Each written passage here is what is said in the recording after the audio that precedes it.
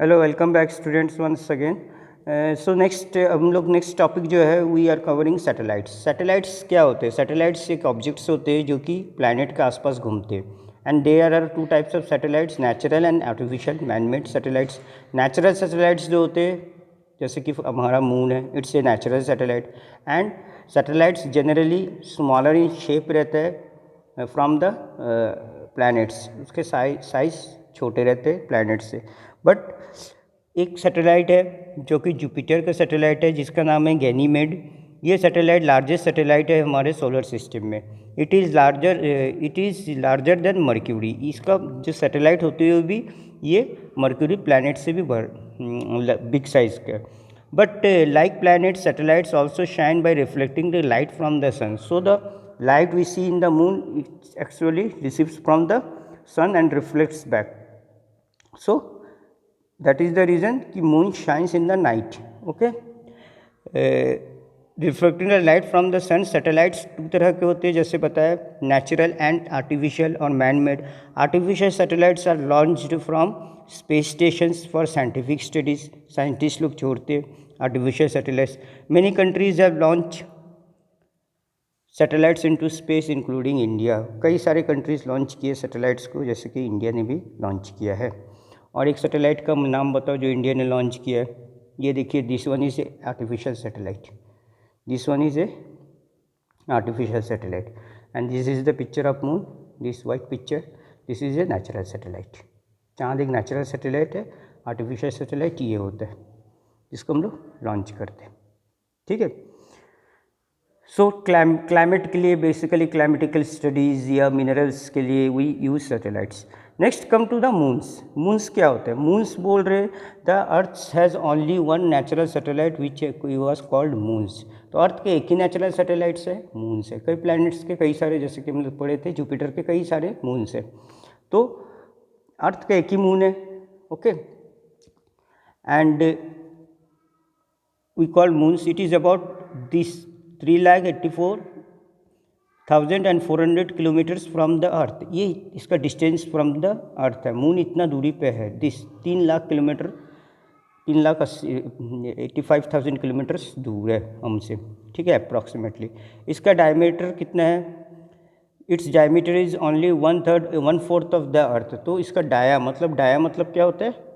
यहाँ से यहाँ तक, ये अर्थ से 1/4, अर्थ का 1/4 सेक्शन है, एक भाग है। अर्थ को अगर 4 भाग करोगे तो एक पार्ट मून है उसका। ठीक है, तो उसका डाया भी 1 पार्ट ही होगा। Okay, and moon appears big because it is nearest celestial body. It completes one rotation on its axis in about 27 days. तो मून हमको इसलिए बड़ा दिखता है because it is the nearest satellites and moon completes it's one rotation. एक चक्कर कितने दिन में लगाता है? 27 दिन में ऑन इट्स एक्सिस। ठीक है, it completes one revolution around the earth in 27 days. तो ये रोटेशन भी 27 डेज लेता है और रिवोल्यूशन भी 27 डेज लेते हैं। धरती का एक चक्कर भी ये 27 दिन में ही काटता है, और खुद जो गोल गोल अपने एक्सिस पे घूमता है वो भी 27 डेज में ही करता है। The moon shines when sunlight is reflected from its surface. Moon जब भी चमकता है जब सनलाइट्स रिफ्लेक्ट होता है उसके सरफेस से। This reflected light reaches the earth in the about 1.3 seconds. तो लाइट का स्पीड बहुत ज़्यादा होता है।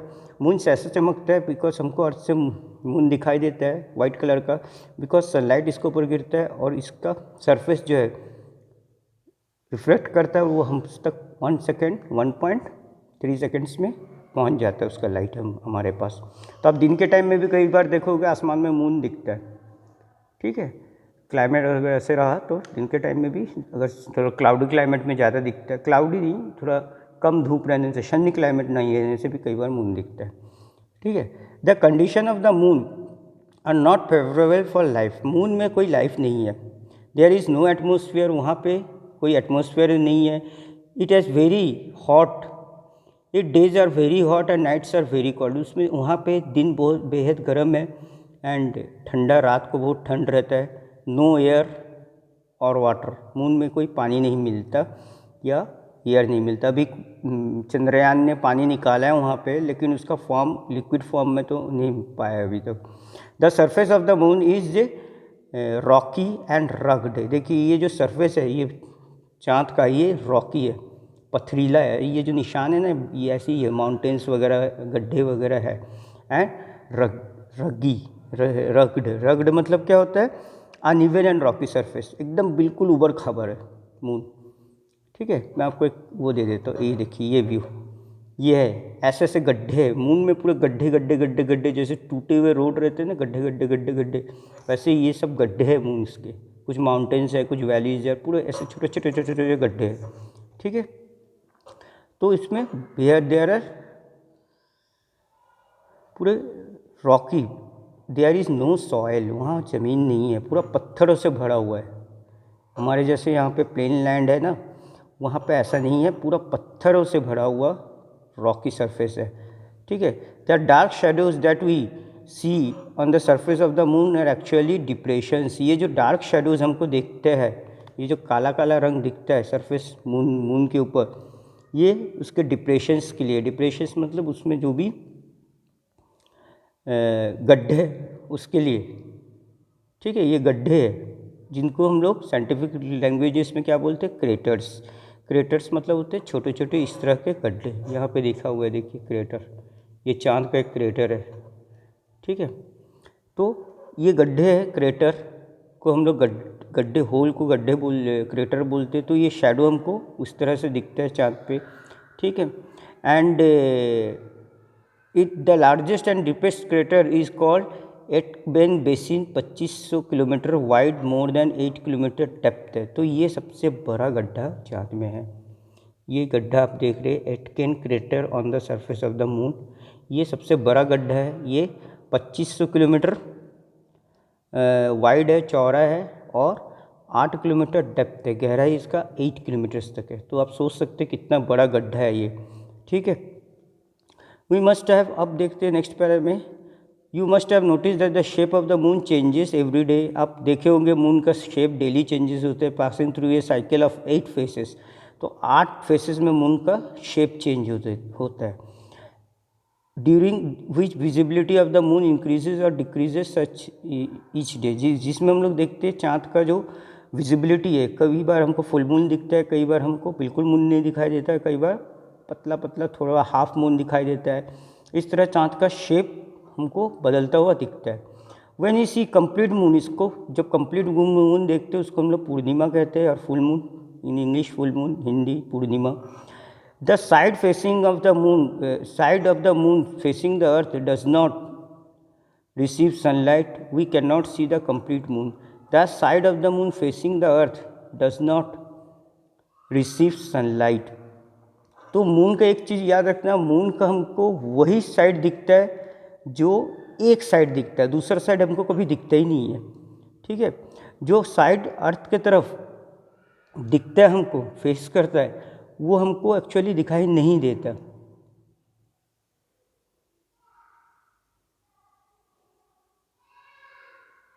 क्योंकि वहाँ उसको रोशनी नहीं मिलता। अर्थ के तरफ है ना, दूसरा तरफ जो हमको दिखाई देता है वो अदर साइड है। The side of the moon facing the earth does not receive any sunlight, we can not see the complete moon. हमको कभी भी चाँद पूरा नहीं दिखाई देता। This is known as new moon. जब हमको चाँद पूरा नहीं दिखाई देता, पूरा उसका साइड अर्थ की तरफ ही हो जाता है। अब मून का सिर्फ एक ही साइड अर्थ की तरफ रहता है, दूसरा साइड आज तक हमको दिखा ही नहीं है, उसको हम लोग अमावस्या कहते हैं। तो आप इतना याद रखिएगा, जब अर्थ की तरफ उसका साइड रहता है तो उसको सनलाइट नहीं मिलता। ठीक है, सनलाइट नहीं मिलने से वो अमावस उसको हम लोग कहते हैं, या फिर न्यू मून कहते हैं। ठीक है, occasionally about every 2.5 years there are 2 full moons in the same month. Occasionally हर 2.5 साल में 2 बार फुल मून हमको होता ही है। This is refer to as blue moon. 2 बार ऐसे जब फुल मून दिखाई देता है साल में, 2.5 बार, ठीक है, 2.5 बार अंतर में, उसको हम लोग ब्लू मून भी कहते हैं। Occasionally about 2.5 years there are 2 full moons. ठीक है, इसको हम लोग क्या कहते हैं? 2.5 साल में हमको 2 फुल मून दिखाई देते हैं, इसको हम लोग ब्लू मून भी कहते हैं। So hence there is the saying that once in a blue moon, इसलिए ये कहावत है एक जमा एक, once in a blue moon, कि एक टाइम ब्लू मून में, ऐसे करके कहावत है। ठीक है, अब अपने मून का फेसेस को थोड़ा समझते हैं। ये ड्राइंग में हम लोग के थ्रू अब फुल मून और इसको समझ लेते हैं। See this drawing, see this is sun. सबसे पहले शुरुआत यहाँ से करते हैं, first new moon. Okay, new moon में देखिए अर्थ का पोजीशन इधर है, मून बीच में है। ठीक है, सनलाइट मून पे गिर रहा है, अर्थ तक मून का सनलाइट नहीं पहुंच रहा है, तो हमको मून दिखाई नहीं दे रहा है। फर्स्ट पोजीशन देख लीजिए, यही चीज़ बोले ना, जब अर्थ की तरफ उसका फेस रहता है तो नहीं दिखाई देता है, बीच में रहता है मून। सेकंड पोजीशन ये है जिसको हम लोग वैक्सिंग बोलते हैं। ठीक है, जिसमें ये पोजीशन में रहता है, हल्का सा मून हमको शायद दिखाई देता है। थर्ड पोजीशन ये देखिए, इतना ही पोर्शन हमको दिखाई देता है चांद का सेकंड पोजीशन में। सेकंड पोजीशन में ये हल्का सा लाइट दिखाई दे रहा है, ये सेकंड पोजीशन है वैक्सिंग। थर्ड पोजीशन ये आ जाता है, दिस पोजीशन आप लोग बुक में और अच्छी तरह देख लीजिएगा, जिसमें देखिए अर्थ का पोजीशन, सन का पोजीशन और मून का पोजीशन। ठीक है, इसमें हमको ये मून दिखाई देता है, फर्स्ट क्वार्टर आधा मून दिखाई देता है। उसके बाद उससे थोड़ा ज़्यादा दिखाई देता है फोर्थ स्टेज में, फुल मून फर्स्ट क्वार्टर। उसके बाद फोर्थ स्टेज आता है, ये आधा दिखाई दे रहा है, आधे से ज़्यादा दिखाई दे रहा है फोर्थ स्टेज में। ठीक है, जैसे जैसे वो सन से दूर होते जाता है वैसे वैसे हमको ज़्यादा मून दिखाई देता है, और जब वो सन से एकदम दूर हो जाता है तब हमको मून पूरा दिखाई देता है। अब पोजीशन बदल गया है, देखिए अर्थ का लाइट गिर रहा है, सन का लाइट अर्थ पे गिर रहा है, अब मून इस तरफ है, मतलब अर्थ का लाइट अब मून पे गिरता है, तो हमको पूरा मून दिखाई देता है, फुल मून। ठीक है, उसके बाद अगेन इस पोजीशन को, सिक्स पोजीशन जो है हम लोग बोलते हैं इसको फुल मून, फिफ्थ पोजीशन में आता है। सिक्स पोजीशन जो है उसको हम लोग बोलते हैं वैक्सिंग, वैनिंग। वो हो गया वैक्सिंग, और इसको हो गया वैनिंग, वैनिंग जिप्सस। ठीक है, ये इसको वैनिंग जिप्सस बोलते हैं। वैनिंग मतलब फिर वो अर्थ से दूर होते चले जाता है, सन के पास जाता है। फिर इस पोजीशन में जो लाइटेड पोर्शन है वो दिखाई देता है, डार्क पोर्शन हमको नहीं दिखाई देता है। और लास्ट क्वार्टर ये है सेवन्थ पोजीशन, जो अर्थ इस पोजीशन में रहता है, मून सन इस पोजीशन में और मून इस पोजीशन में, ये सेवन्थ पोजीशन है। ठीक है, उसके बाद फिर वो एट्थ पोजीशन में ये सिचुएशन रहता है जिसका हम लोग वैनिंग कहते हैं। ठीक है, और फिर अगेन फुल मून रिपीट हो जाता है, फर्स्ट पोजीशन आ जाता है। तो ये अलग अलग मून के 8 फेसेस है, total there are 8 phases starting from पूर्णिमा टू वैक्सिंग। वैक्सिंग मतलब क्या था, वैक्स किसको बोलते हैं, मोमबत्ती, ये अगरबत्ती को बोलते हैं ना, मोम को बोलते हैं, वैक्स मतलब मोम। यहाँ वैक्सिंग तभी बोल रहे हैं जैसे ये मोम गिरा है, काला चीज़ पे, कोई भी चीज़ पे हम लोग मोम ऐसे पिघला के गिराते हैं तो मोम वहाँ जम जाता है ना, तो यहाँ पे भी सेम, इसीलिए इसका नाम वैक्सिंग दिया गया है। ठीक है, वैक्सिंग क्रेंटर्स, वैक्सिंग क्रेंटर्स मतलब गड्ढे को भर रहा है। ठीक है, गड्ढे को भर रहा है, कैसे भर रहा है, मोम के थ्रू, समझ लो मोम के थ्रू। यहाँ मोम का काम कौन कर रहा है, लाइट। ठीक है, लाइट का इफेक्ट ही दिखा रहे ना, तो ये क्रेंटर्स को भर रहे, क्रेंटर्स मतलब गड्ढे होते हैं, और वैनिंग क्रेंटर्स, वैनिंग क्रेंटर्स मतलब गड्ढे को छुपा रहा है, जैसे जैसे वो अंधेरा हो रहा है वो गड्ढा छुप रहा है, हमको दिखाई नहीं दे रहा है। तो यहाँ पे फुल मून में उसके पूरा